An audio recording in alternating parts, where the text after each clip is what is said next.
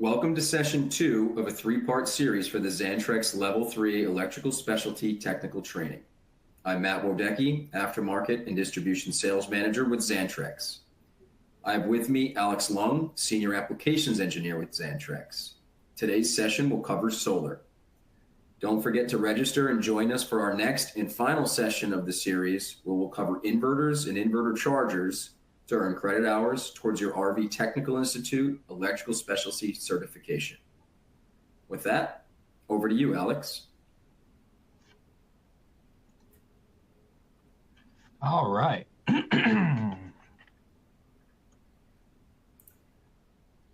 Hello, everyone. I am Alex. I am the Senior Sales Application Engineer here for Xantrex. Today, we're going to go over solar. Now, overall, let's take a look at what solar is. What does it do? What's the installation type? What are the different components that are involved with all of that, right? We're going to kind of go through how to calculate what you're going to do for your solar system in general.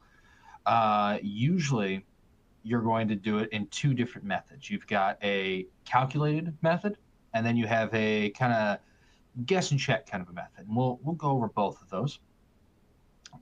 Customer expectations. You got to set expectations along the way. How are we going to do that? What are some of the key aspects that we need to look at? And then the solar in general from Xantrex. What do we offer, right? So let's start at the beginning, go through the middle, and stop at the end. All right, so solar ultimately, Solar ultimately is a battery charger. That is at the very core of everything. That's what it is. It's a battery charger. It charges your 12 volt, 24 volt. If you have a 48 volt system, it charges your batteries and keeps them topped up. The goal for this is to have enough incoming solar to make up the deficit of what you use out of the batteries throughout the day. So if you are using 20, 30 amps, you're hoping to harvest 20 or 30 amps throughout the day where you actually have sunlight and are harvesting. All right, so let's go over some of the traditional methods in which you can charge a battery, a 12-volt battery. Let's start with that.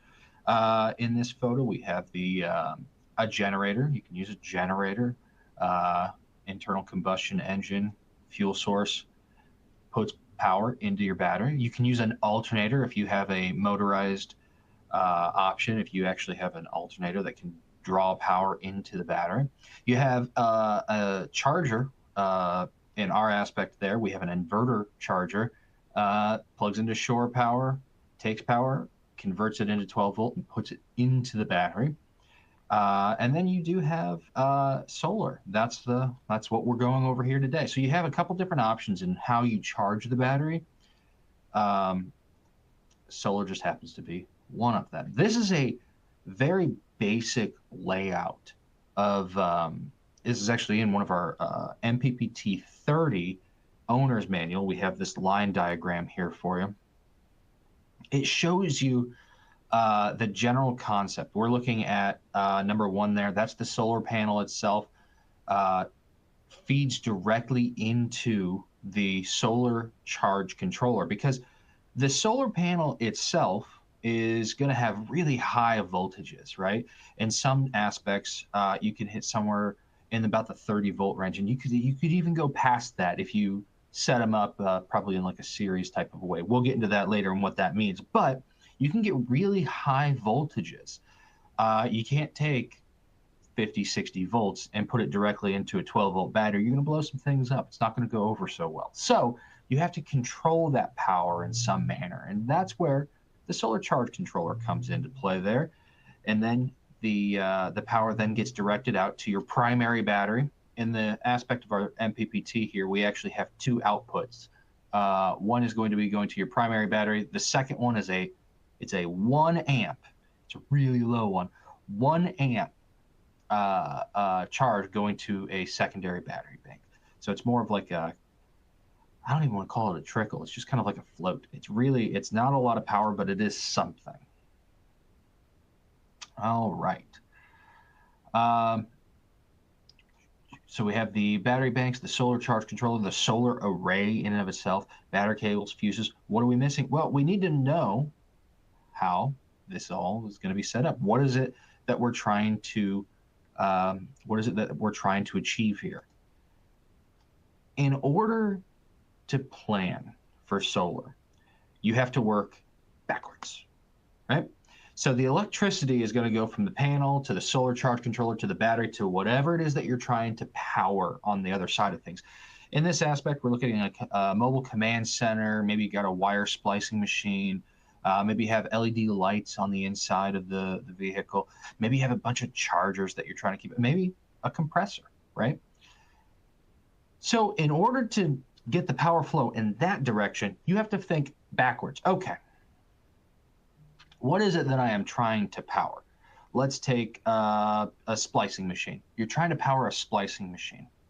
Okay, how much power does it take to make that splicing machine do its job? That'll tell you how many batteries you need. And if you're doing inversion, it'll tell you how many or what type of inverter you're going to need. But how much power do I need in order to supply to that device to make it work? Okay, how long do I want that to work? That supply, or that tells you how big that supply is going to need to be. Great. Now, how am I going to charge it? Well, solar charge controller. You got different sizes, you got different styles. You can do a PWM or an MPPT. The difference between the two, PWM, pulse width modulation. It's kind of an older style. It kind of kneecaps you right at 12 volts. You don't really get that overcharge, so you can't really charge a battery to 100% using PWM. But an MPPT, maximum power point tracker, that'll kind of get you past that. That's the newer style of charge controllers, and that'll actually it takes it's a lot of computer stuff going on inside that little box, and it modulates and it decides how it's going to take that power and put it into the battery and get it to 100% based on the chemistry that you tell it that it's trying to charge. Anyways, there's different sizes. There's different types of charge controllers. Which one's going to be best for this situation? And then you got to think, well, how many panels do I need to get the maximum potential out of that device? So you got to kind of work backwards in order to get everything kind of figured out. And maybe real estate's going to be an issue too. So you might have to back down a size or two if you don't have enough real estate for the panels that you want, right? All right. So can solar run my blank? Let's take a look at that. Most of the time, I like to tell people, that's not even most of the time, it's all of the time, you're never using solar to provide power to any of your devices, right? You're never, oh, my lights are turned on, I'm using solar to do that. You're not. You're using the 12 volts out of your battery bank in order to supply power to them. And hopefully you're bringing in enough solar, you're harvesting enough solar to make up for that deficit, right? So something to kind of be cognizant of on here, we're looking at kind of the upper left corner. We're going to go clockwise. You're looking at the train user zone. If you're using a microwave or if you're using a Keurig, those are a lot of power for a short duration. So odds are, if you're only using those about once, twice a day, not a whole heck of a lot, you can probably make up that deficit, right?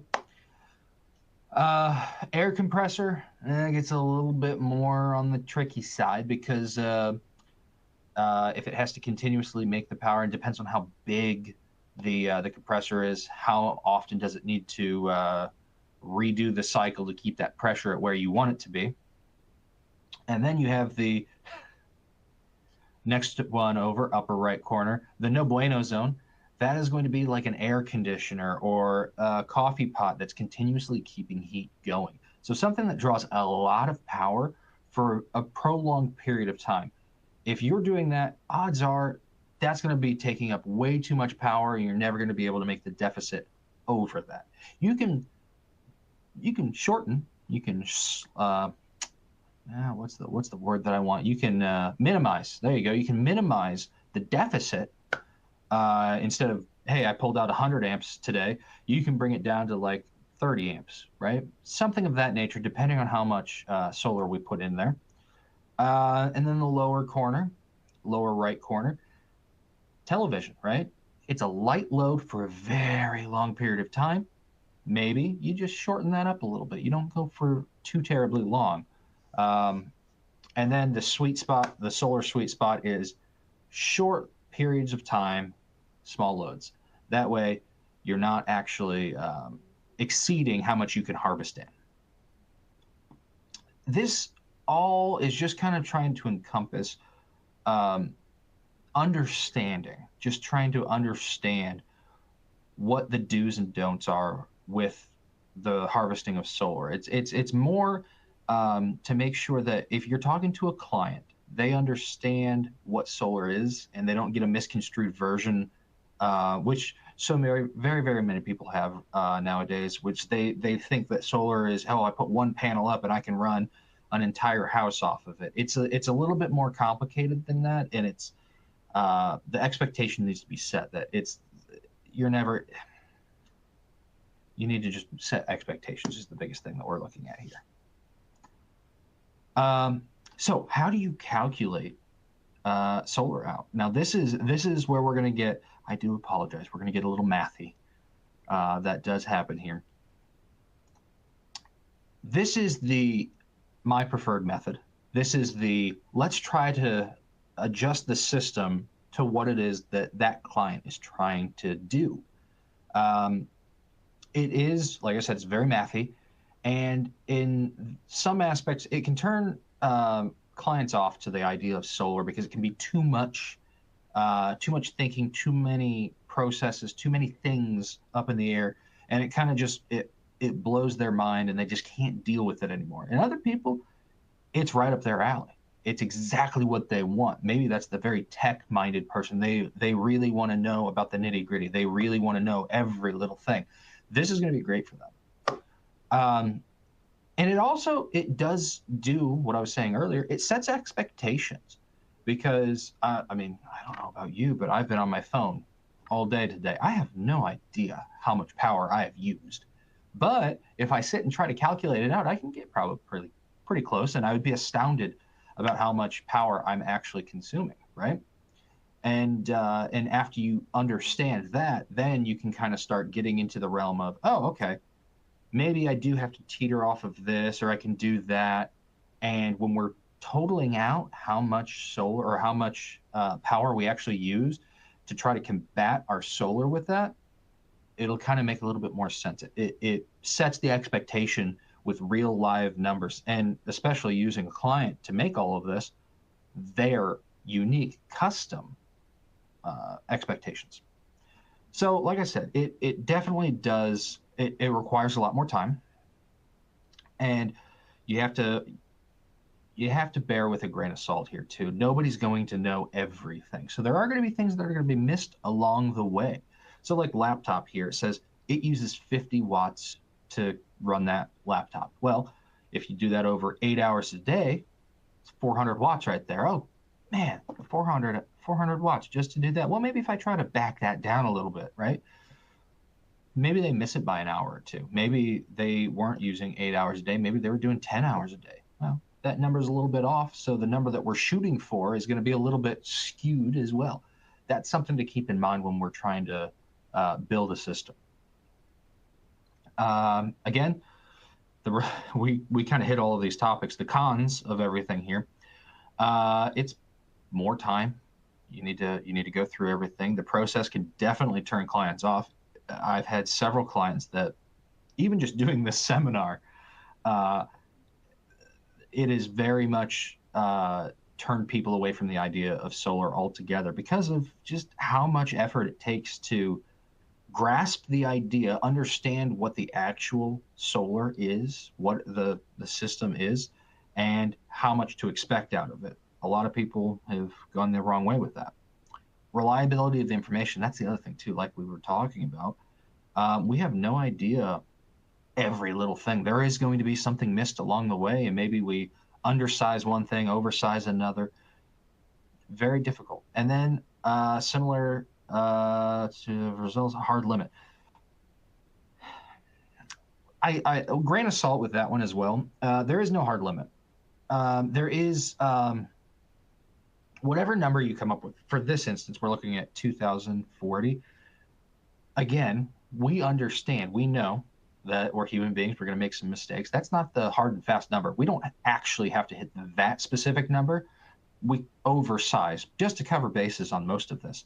But we do have to know that even if we do oversize, there are potentials that we're not going to be able to harvest as much as we think. All right. So the other thing to keep in mind is location, right? Location, location, location. It's the biggest deal. I do love this map. It very much is the American mindset here. I did this in Canada once, and they kind of razzed me a little bit about this because you can see at the top there, it says the global solar iridescence, right? And it's just America. So that's gets a little bit of a chuckle there. But what it portrays here is that if you are in like the southwest of America, whole lot of sun down there. You get quite a bit of it. And so your harvesting power is going to be exponentially greater than if you live up in Maine, right? Not a whole lot of sun up there. Long winters. You're not going to have the sun the whole entire time. And so your harvesting power is not going to be that great up there. Generally, across the board again, we would say that somewhere around 7 hours of daylight is the national average. Now, again, that does move depending on if you're down there in Arizona or up there in Maine. You're going to have a little bit of a difference there. But 7 hours is kind of our baseline that we go off of. Okay, now for the real math.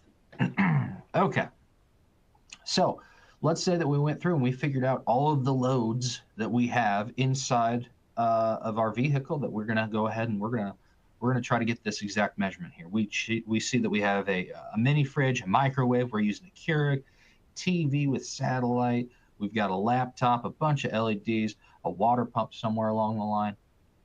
All of those totaled up, we're hitting 1,281 watt hours, right? That's watt hours. Well, great. We have a big number. Now, in my last seminar, I believe I went over how you convert things. Watts is amps times volts, right? So amps, 12 volts, or amps, just depends on how much power your device is pulling. You can go the other way too. You can go volts divided by watts equals amps. That's probably how you're going to end up with that one. But anyways, we take our big number, 1,281. We divide that by our volts, which 13 is roughly about what a battery runs. Usually a stagnant battery is somewhere around the 13.6 range. So it's 12-volt battery, but 13.6. We're going to say 13 just to kind of make it a little bit more of a round number for us.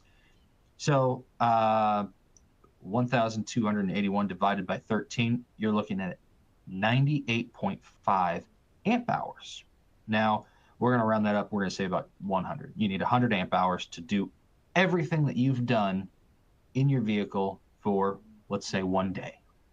100 amp hours a day. That's your limit, right? Now, if you go to the battery aspect of things, this is where chemistry comes into a big role, right? The AGM battery only gives you 50% depth of discharge. So what that means is when you are about 50% of the way through that battery, sorry, I got a little bit off key there. If you're 50% through that battery, the battery's dead. You're below that 13 threshold. You're probably somewhere in like the 11, 10 range. That battery is no longer useful to you, right? So you got to oversize, you got to double whatever your AGM is. If you're using a wet battery, a lead acid battery, you're going to have to double the size. or half it to figure out what your actual size is, right? LFP, lithium iron phosphate, those generally, we are looking at about a 98% depth of discharge. You can charge it almost all the way down to dead flat. And that entire time, it rides right around 13.6. So that one, you don't really, you can, whatever it says on the label, you can pretty much guess that that's going to be the right number. So if we take all of that into account, we would be looking at probably a 100 amp hour lithium battery or a 200 amp hour AGM battery. And a lot of the time we try to oversize stuff. So if we're going to oversize by 1.5, just to kind of give us a little bit more range, that's a 25% overage, I believe, is what we end up doing. Actually, no, that's a 1.5. That's a 0.5 overage is what we're looking at there. So about 300 amp hours for an AGM and about 150 for a lithium, right? All right, moving over. Solar charging. So you have basically a 100 amp hour deficit. We're going to say in this location, they only get about 6 hours of sun. So that means the number that we need to hit, that's amps divided by hours, we get 16.4 amps. You need 16.4 amps every hour for all 6 hours in order to make up that deficit that we're looking at. Well, if we're looking at our chemistries again, if we do that with a AGM battery, again, depth of discharge with the charging algorithm that we have to do, we're going to have that 1.5 penalty on there. So we need to actually be pulling in 24.6 amps. We need to have 24.6 amps incoming in order to make up that deficit. With lithium, again, it's a lot easier because we don't have that penalty that we have to put onto there because of the charging algorithm. This kind of coincides with my battery talk that I've done or will give. I don't know which one has happened yet. The AGM battery, you have to put in more power in order to get the battery fully charged, and that's why we have that 1.5 deficit in there. And I think actually, now that I'm thinking about it, that might be what that battery sizing was as well, that 1.5. Okay, moving on. Now, you know what your number is that you have to be in the deficit. You know how many amp hours you need to be bringing in order to make up that deficit. Now we need to size the array. Okay. If we are looking at an AGM battery, we know that we have to bring in 24.6 amps every hour in order to make up the power. That means we have we use a 12% loss as a general rule of thumb, just because we know that through wires and cables and connection points and all of this other fun stuff, you're going to have losses along the way. So we have a 12% built-in loss deficit. And then you have a charge volts, which is going to be at 14.4 volts. All of that to say, what is our optimum solar wattage? Because most solar panels are going to be rated in wattage. So all of those numbers, we're looking at about 396 watts as an AGM and 265 watts as a lithium iron phosphate. So in general, we're going to be looking at either a 300 watt or a 400 watt panel. That's generally our sizing that we're looking at. That's where we go back down to the bottom and we're taking a look at our panels. We're going to, again, we know that we're getting somewhat inaccurate information from the client. We know that through all of our mathematics that we do through here, there might be some little numbers that are off here and there. So we're going to oversize a little bit. We're going to go to about 30% overage, which is a little bit off. I actually say 25% overage is most of the time where I'm looking. So with that, we're looking at about 400 or 500 watts. 400 watts for an LFP, 500 watts for a AGM. If we look that out into panel sizes, which the panel sizes that we can actually do and offer at Xantrex, 160 watt panels. We can get 3 of those together, 3, and you'll have more than enough power.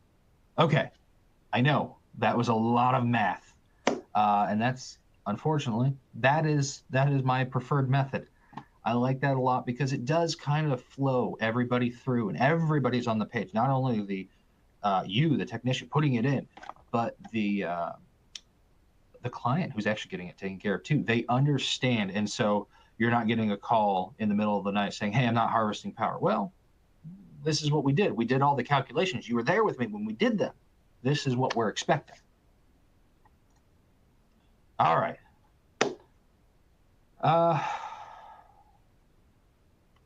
Expectations. Yes. Okay, so this is the second way. This is the guess and check way. So the guess and check way.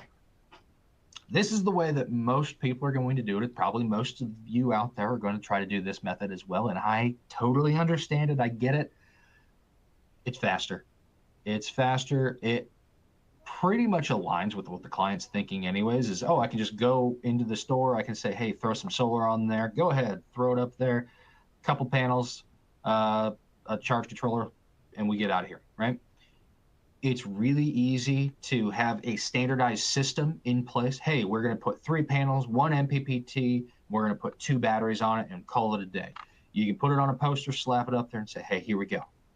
And actually, Xantrex will do that. We will do that for you, and we'll take all of that away from you. We don't have to worry about that. We'll get there. But what that does is it doesn't inform the client nearly as much. They still might have that construed misconception that solar can run everything. It is a bit imprecise because you're going to probably have a good, better, best situation. And so in those scenarios, you need to make sure that the client is understanding, hey, you did the good, you're not going to be able to run your air conditioner all night, right? You're not going to be able to do this or that. So it's not great for every case. And again, we were talking about the audience. Who are you talking to? If this is somebody that really cares about the technical specs of things, this probably is not going to be their favorite thing. Either that or they're going to ask you detailed questions about every little package that you have, in which case you might as well just go through the whole entire thing with them, right?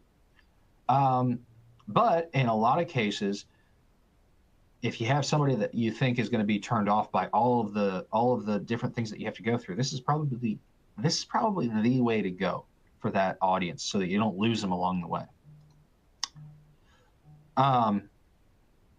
This is that good, better, best that we were talking about. It's a little bit more than that. Good, better, best, excellent. We've got 10 or 100 watts. That's basically enough to keep a battery floating, right? Keeps your battery from dying on you. It makes sure that, hey, you have at least some power. You might have some light radio use, maybe some lights, maybe a water pump, a light load for a short period of time. That you may be able to recover with 100 watts of solar on the roof. Next up, 220 watts. All of the stuff previous, you might be able to do that. Plus a little bit of TV and a little bit of maybe one K-Cup Keurig. You might be able to get away with that on a 220 watt system. Your recovery, as long as you get the amount of sun that we're looking at, you can probably make that up, roughly. Same thing with the 320 and the 500. Now, something to keep in mind. We say on the 500, one of the more important ones, because this is what everybody's all after. Even if you have 500 watts of solar on your roof, you are not going to compensate for the draw that an air conditioning unit takes to keep that thing running, start up, and to keep it running for an entire day. It's too large of a load for too long of a time that you aren't going to bring back that compensation. Now, if you do a custom system, like we were talking before, where you have to do custom settings, you could calculate it out, and you might be able to find the number that you need. But I'm going to almost guarantee it's not going to be 500. It's going to be a lot more than that. Okay, solar customers. what kind of solar system are they using? We already kind of went over that. What kind of system is the person looking for? This is kind of the tech savvy person. Or are you going to try to make something just quick and easy? Hey, good, better, best. This is what we're looking at. Simple systems. These are just kind of demonstrations of different parts that we were talking about before. So a single panel system up to about 150 watts. Really good for just floating a battery if you're going to have like the starting battery of a vehicle just to keep it alive. This is a really good option for that. A single panel will do that. If you have a DeWalt or a Milwaukee charger there and you're just trying to do just a single battery bank, that's probably a single panel can probably hold up to that and provide power for that. You're going to need the whole time. You're going to need the whole time of sun in order to make up that deficit, but you probably will be able to make that happen. A little bit of a bigger system, 200 to 400 watts. Usually that's about 2 panels, 1 to 2 panels. 200 watts is about a panel. 400, you're going to have 2 panels for that. A few more luxury items, a lot more hours with lights. You can probably make those up. You probably keep a mini fridge going for a while. An autonomous system. Something I like to point out with this system is that it does say autonomous, and I know that, but it's not truly autonomous because, like we said before, you got to keep expectations, right? And if you look at the vehicle on the right there, it's got all of these solar panels all popped up. There's probably not much happening inside that device itself, but even with that happening, you can see there's a generator on the front, right? So the expectation of it does look kind of like a drizzly day there. It looks like it's a little wet. You're not going to always have the sun, and so you can't use it as a consistent power source. Yes, it's there, and if you have a whole bunch of panels, you're probably bringing in a lot of power, but that only happens if you have the sun. If you have a couple of days where there's no sun, you're going to go through your entire power supply pretty quickly, and you're not going to be able to recover the power. Okay. And I like the first sentence here. In almost every application, you can never have too many solar panels.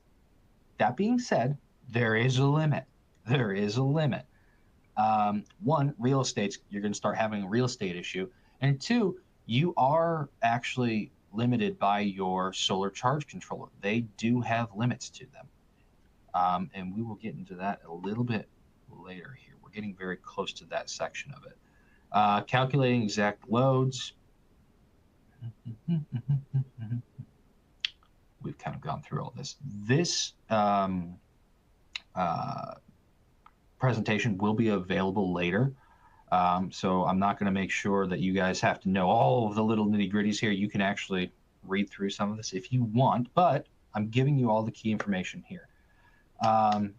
Here is just more of the breakdowns of, hey, if you have solar today, this is what we're looking for. Application that we're looking at, rooftop space, solar size, how big can we actually go? This is how we would generally walk with clients. Okay, important nomenclature. This is where I'm going to lose a lot of you, and I apologize about that. PMP, that is the maximum output power for your standard circuit test. We're going to work on this is what we're going to do. We're going to go to the ISC, short circuit voltage. That is going to be one of your most imperative numbers that you're going to need. Every single solar panel, every single MPPT is going to have a data sheet that goes with it. With those data sheets are a whole bunch of numbers and a whole bunch of these nomenclatures. That's why you said you're going to have this later so you can look through. One of the more important ones is open circuit voltage, right? Actually, it's VOC. I picked the wrong one. ISC is really actually important too, but VOC is the one that I want to focus on right at the moment. Open circuit voltage. This is where you are limited by how many panels you can have per what your solar charge controller is. Our 30 MPPT, for instance, it can only withstand about 100 volts of power coming into it. So you would take a look at your panel. Let's say we're looking at, I think we have a panel that's like a 220 watt panel. It's about 23.6 open circuit voltage, right? So we can only put about 4 of those together, and then we're going to hit that ceiling of 100 volts onto that MPPT. At that point, the MPPT is going to get overvolted. There's going to be too much power. It's going to collapse. You're not going to have anything, right? So that's something to keep in mind when you're building a system. Is you don't want to exceed, again, more panels the merrier, but you got to make sure that that's within reason because of that solar charge controller. That's going to be your bottleneck point at that aspect. You're going to make sure that it can withstand the amount of panels that you're putting onto it. Oh, hey, here we go. This is the panels that we were talking about. All of these are available on Xantrex.com. Every single one of our panels have a data sheet. Any reputable company that you're getting panels from, they're going to have a data sheet on it, and it's going to have those numbers that we were talking about before.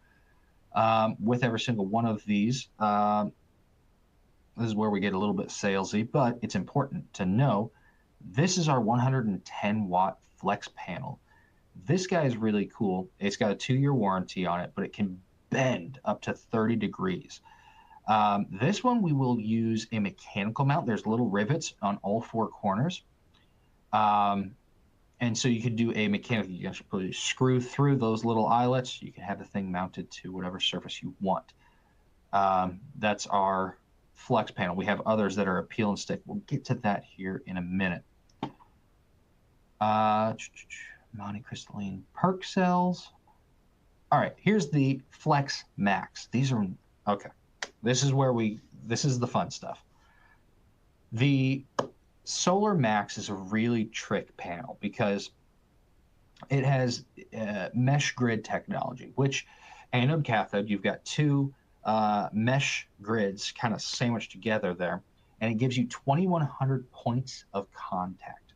So what that means is there's always a path for electricity to flow, which is really kind of cool because you can have hail damage, and over time panels are going to degrade because they're out in the sun. They're getting UV saturation. They're going to deteriorate over time. These panels last way longer. They have a 5-year warranty, it looks like. They last a lot longer because they have all of those interconnects. Even if you have a broken connection, there's still a way for that panel to be getting power. I think I have a slide later on that'll kind of give you a little bit better idea, better picture. I know that's a little small there. But because of all of that mesh gridding, you get 20% more power because it can harvest for longer because it has the mesh, it has the panels, the conduits to make that power go through. PWM, we were talking about this before as well. This is the pulse width modulation. This is going to be for your smaller systems is what we're looking at. And in a minute, I'm going to show you how to set up your panels if you're going to do them in series or parallel or series parallel. This one is probably going to almost always going to be done in parallel. I think I have that right, parallel only, because you're not going to boost your voltage up.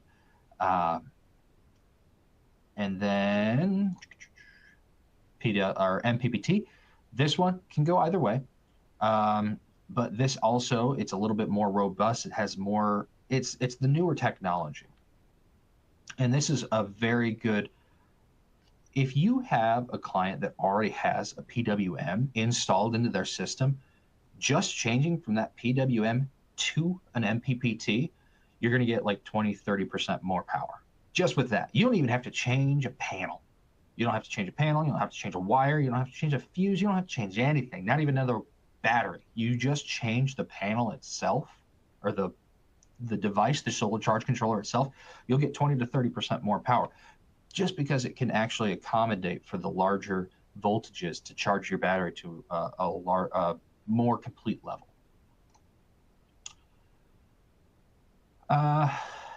These are some of the screenshots of all this. Actually, this is really interesting too. Down in the lower right corner, that is the bottom side of our MPPT. And something to keep in mind is to use hand tools only. I know you're going to want to reach for the DeWalt. You're going to want to reach for the power tool because it's quicker, it's faster, and just get it done. But I implore you, don't do that because it is all of the it's a latching mechanism inside there. We actually draw a plate up for the for clamping, and so actually no, I lied to you. We drop.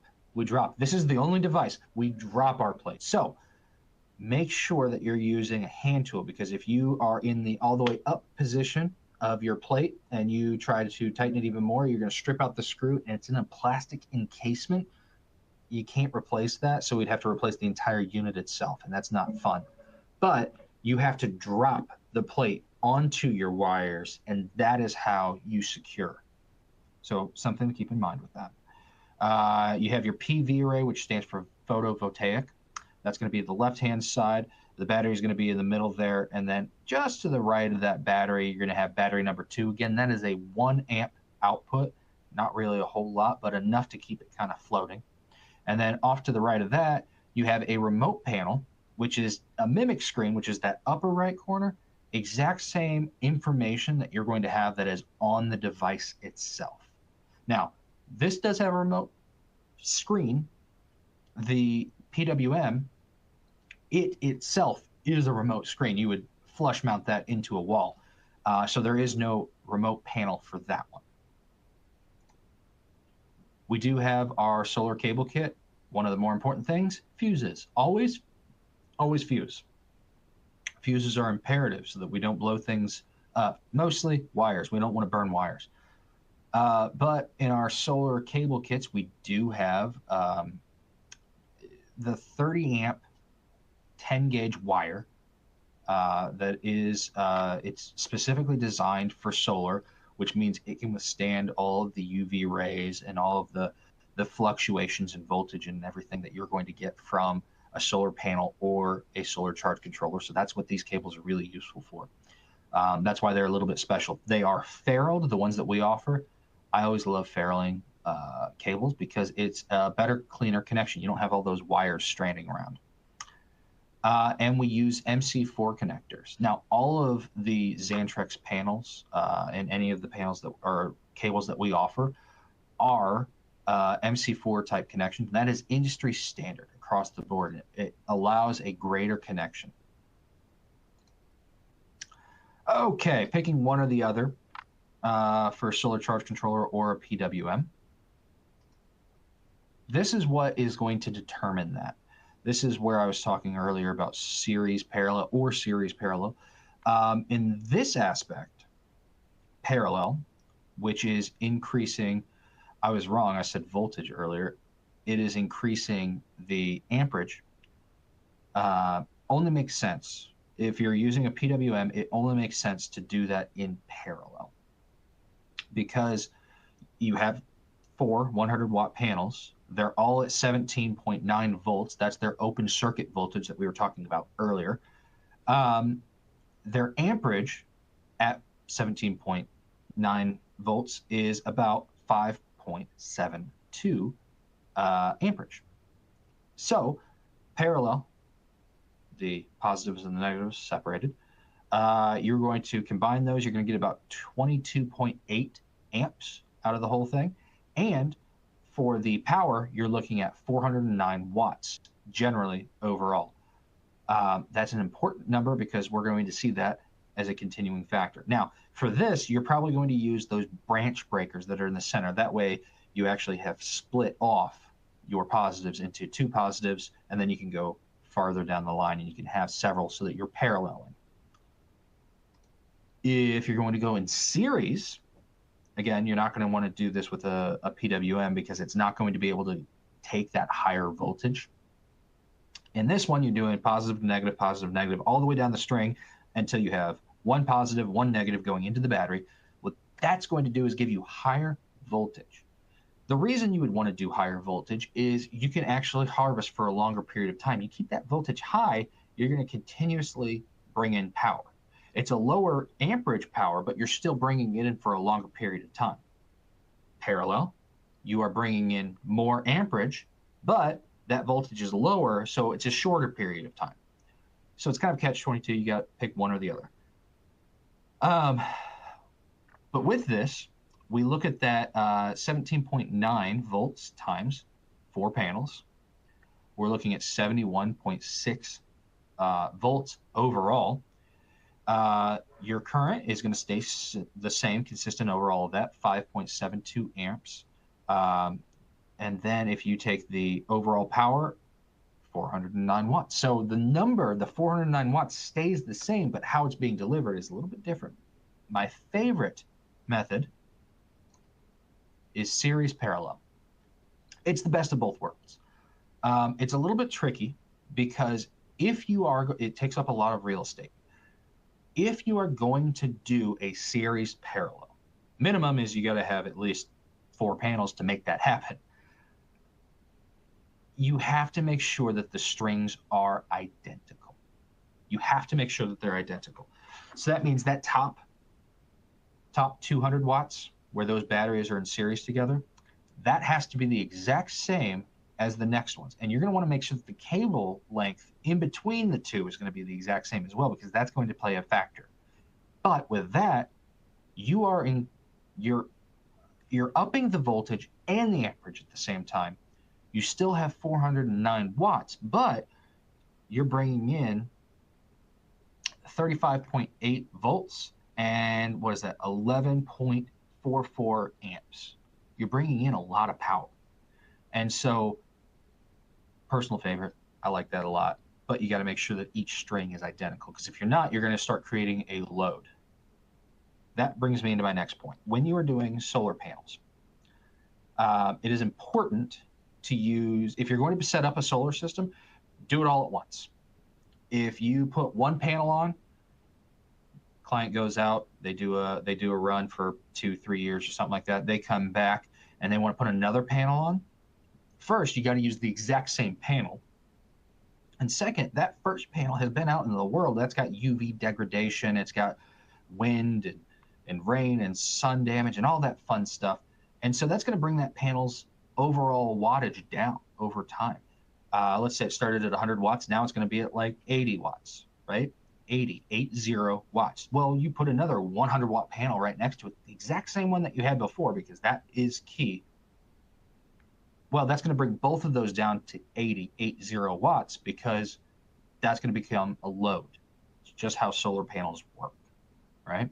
It'll derate to the lowest panel, which is also why you're not going to want to use mismatched panels.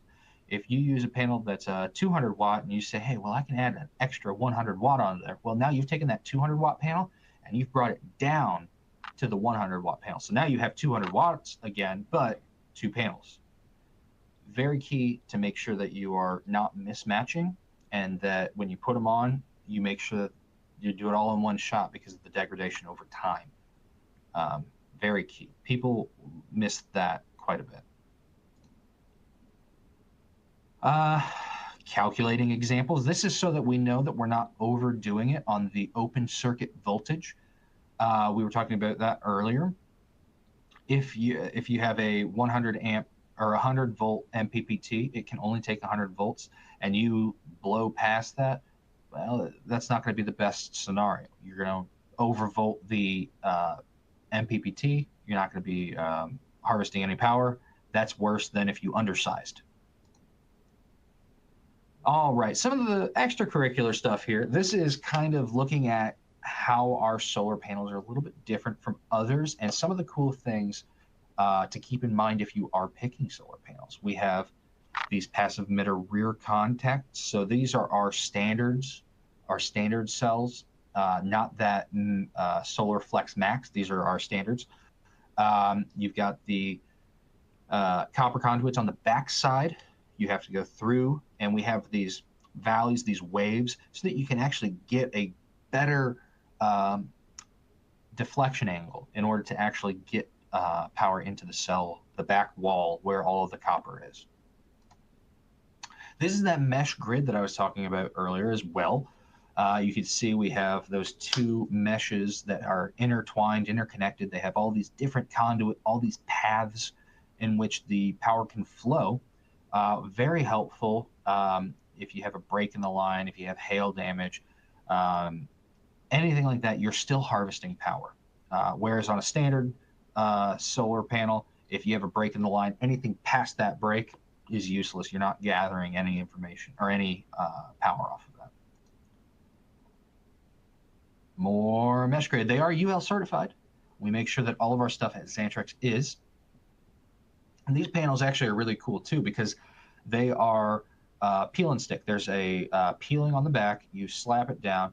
You would use edge tape. We call it 3M 4411 is the part number. It's a 4411 made by 3M edge tape. Very important to use because if you don't use that, you're going to start getting delamination. These are at the heart of it. These panels are just stacked together plastic bits, and so we need to protect the edge. If this thing's going on a road, going on a boat, that wind shear is going to eventually start peeling up those layers. Again, we were talking about degradation over time. That's going to happen. Delamination can happen because of UV. So the edge tape is very important to have on there because you're protecting that edge. And it keeps everything, it actually aerodynamics a little bit too. Anyways, off the subject. We use 3M adhesives on the back of all these panels, which is the exact same adhesive that you would use in the automotive world. So if you go and you have your car and you put maybe you put a wing on there or body moldings on the side, or maybe you put the bushwhacker, fender flares and all that stuff, you're always going to be using this red backer 3M adhesive. We use the same stuff on the back of our panel. So it is a tried and true adhesive. We do offer the option of doing die-core self-leveling. We work with a lot of manufacturers. Some of them, that is a more readily available component to them, and so they will do that. The thing to keep in mind with that is that if you have to do a replacement of a panel ever, that's going to be a little bit more tricky to do. It's not going to be fun with the 3M tape and the 3M adhesive that's on the back. If you ever do have to replace a panel, you're going to lose some fingertips on it, but you can pull it up. I know that in the past I have been told by several other manufacturers that you can just slap panels on top of them, just as long as you cover all of the previous panel and it's not getting any power, you would be okay. I'm still not 100% convinced that I like that idea, but it is an option. The die-core, almost that's all you're going to have to do because getting that up is going to be very difficult. This is just showing some of the shading tests that we have. Shading happens when you have just a slight amount of power on one cell as opposed to other cells in the panel itself. And then the heat up that could happen because of that, because you have to push the panel or the solar electricity through the rest of it, is going to heat up things a little bit. With that being said, because we have that mesh grid technology, we keep a little bit cooler because we have more conduits again. All right, test certification. So this is something very important. I have done a lot of talking today, and I appreciate you for holding in there for it. You can go ahead and take your test. There's a related content section, probably on the side of your screen here. That is where you're going to go in order to take your test. That's your test link. Make sure you take a look at that, and so that you can take your test. That way you can get your credit hours for this. You want that. You sat through all this. You're going to want to get your certification for it. That is what I have there for you. After you take your test, you have to get at least 80% of that correct, the test, in order for you to pass, and it will unlock. It'll actually give you an option for downloading your certification. Just make sure you look for that, and then you can print that off. Okay, Again, I have done a whole heck of a lot of talking here today. Questions, comments, or concerns?